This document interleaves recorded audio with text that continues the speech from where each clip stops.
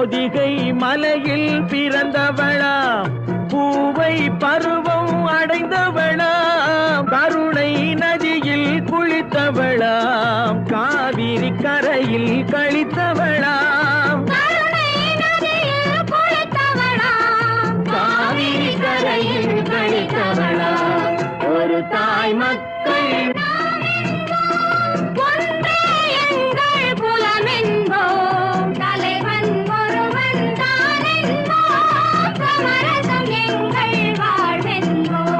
சமரசம் எங்கள் வாழ்வென்போம், ஒரு தாய் மக்கள் நாம் என்போம்.